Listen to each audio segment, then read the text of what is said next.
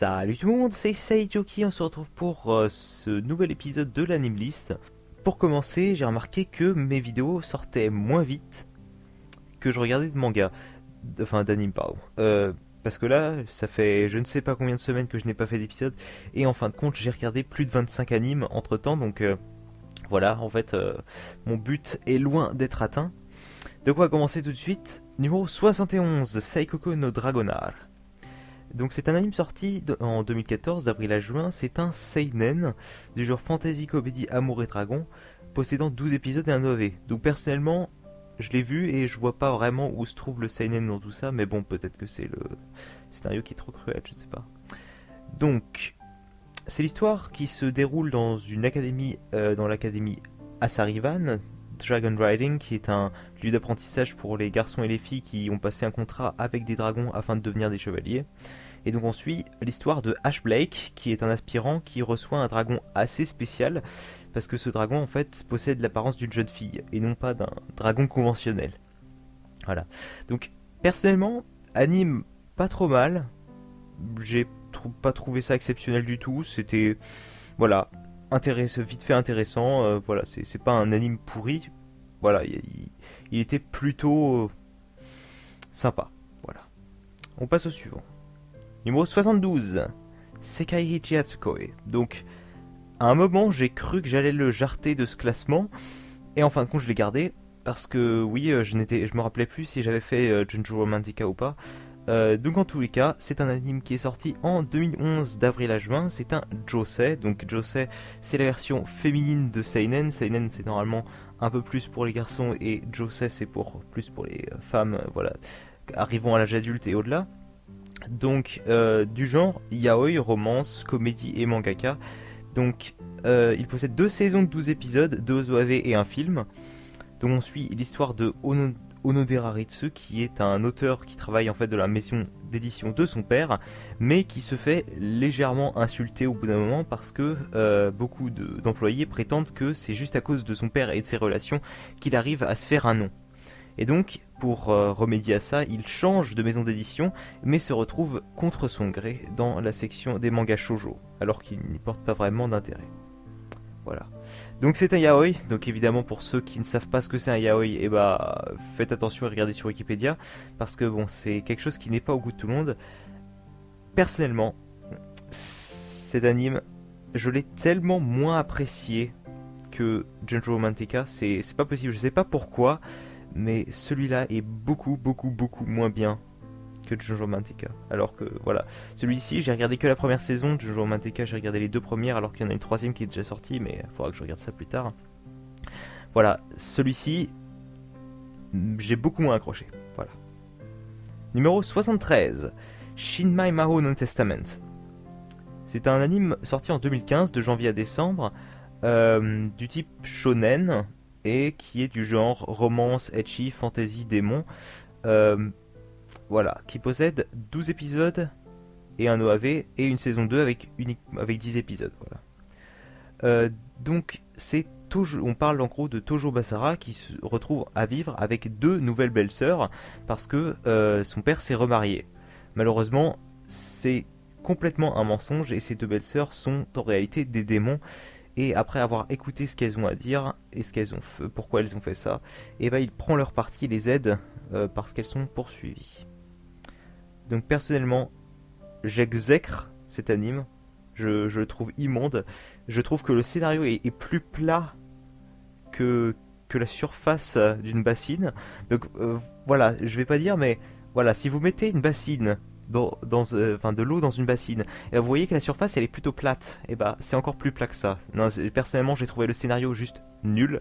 Les personnages sont assez durs à cerner par moments. Voilà, il y a des moments, je me dis que quand on regarde un anime qui est fait pour le ecchi, il faut savoir que la version basique que j'ai regardée était censurée, mais avec des censures qui bouffaient la moitié de l'écran tellement il fallait censurer, et que donc seulement la version Blu-ray en gros est non censurée et est sortie bien plus tard et que je n'ai pas eu envie de regarder à nouveau.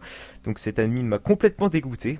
Donc personnellement, je vois pas comment on peut apprécier cet anime, à part si on est tellement fan de ecchi que s'il y a que ça, c'est parfait, parce que bon, pour le coup, il y a vraiment que ça. C'est du ecchi, et puis des combats, mais c'est du ecchi. Voilà, c'est n'importe quoi. Personnellement, je l'ai trouvé trop vide, celui-ci. Parce qu'il y a certains ecchi que je trouve ok, d'autres que je trouve très bien, et d'autres que je trouve juste immondément nuls. Voilà. Et celui-là fait partie de la dernière catégorie. Numéro 74, Mecha City at Cores.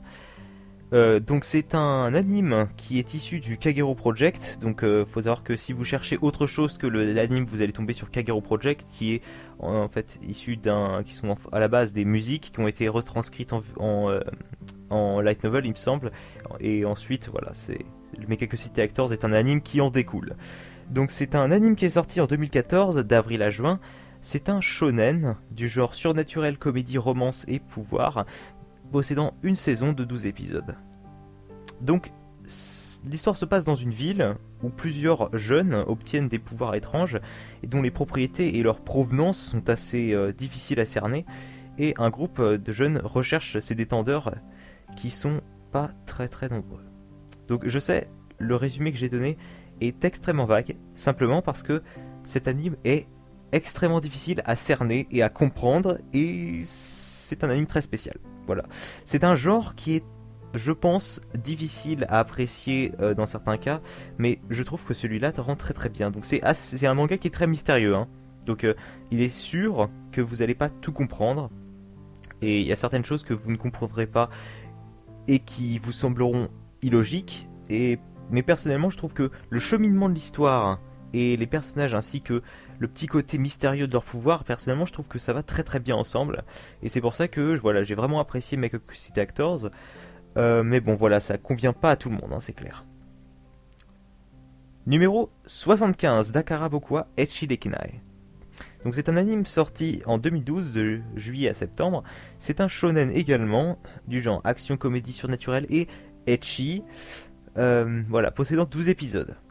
Donc ça parle de Ryosuke Kaga, qui est un lycéen pervers, connu de tous, et c'est quelque chose qu'il assume totalement. Et un jour de pluie, en rentrant du lycée, il tombe sur une fille attendant sous la pluie, et cette fille, Lysara Restol, est en réalité un Shinigami, ou dieu de la mort, à la recherche d'un être spécial.